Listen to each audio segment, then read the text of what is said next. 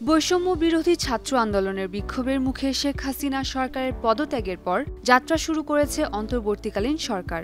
শান্তিতে নোবেলজয়ী ড. মোহাম্মদ ইউনূসকে এই সরকারের প্রধান উপদেষ্টা করা হয়েছে। অন্তর্বর্তী সরকারে সমাজ কল্যাণ মন্ত্রণালয়ের উপদেষ্টা হিসেবে দায়িত্ব নিয়েছেন শারমিন এস মুর্শিদ।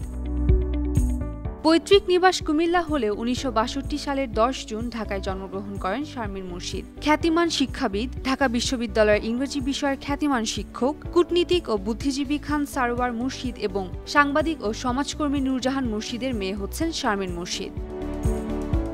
বাংলাদেশের নির্বাচন পর্যবেক্ষণকারী সংস্থা ব্রতীয়ের প্রধান নির্বাহী কর্মকর্তা হিসেবে কাজ করছেন। এছাড়া সাংস্কৃতিক কেন্দ্র উত্তরসূরিয়ার মহাসচিবের দায়িত্ব পালন করছেন তিনি। শারমিন মুর্শিদ বাংলাদেশ সহ বিশ্বের বিভিন্ন দেশে নির্বাচন পর্যবেক্ষণ করেছেন।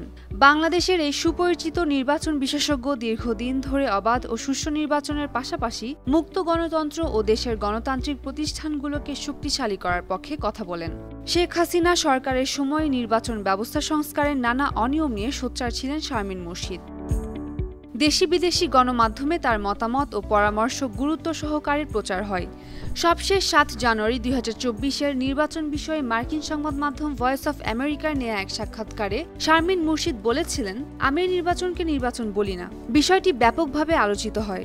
ওই সাক্ষাৎকারে শারমিন মুর্শিদ আরও বলেন, একটি নির্বাচনের যে প্যারামিটারসগুলো রয়েছে, একটি প্যারামিটারের কথা বলি, সেটি হলো অবাধ অংশগ্রহণ, মানে রাজনৈতিক দলগুলোর অবাধ অংশগ্রহণ।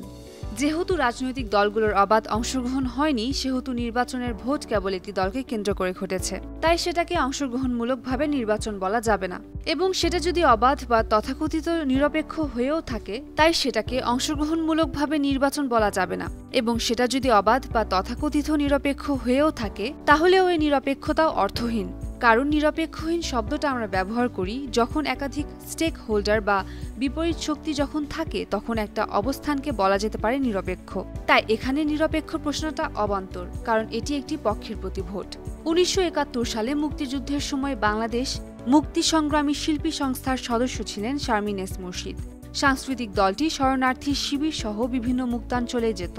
দেশাত্মবোধক গান পরিবেশনের মাধ্যমে তারা মুক্তিযোদ্ধাদের অনুপ্রাণিত ও যুদ্ধবিধ্বস্ত মানুষের চেতনাকে উজ্জীবিত করত। এছাড়া পাপেট শো, মঞ্চনাটকের আয়োজনও করত। পরবর্তীতে ১৯৯৫ সালে এই সাংস্কৃতিক দলটির কাজের উপর মুক্তির গান নামের একটি বিখ্যাত তথ্যচিত্র তৈরি হয়। News desk ৫২ TV.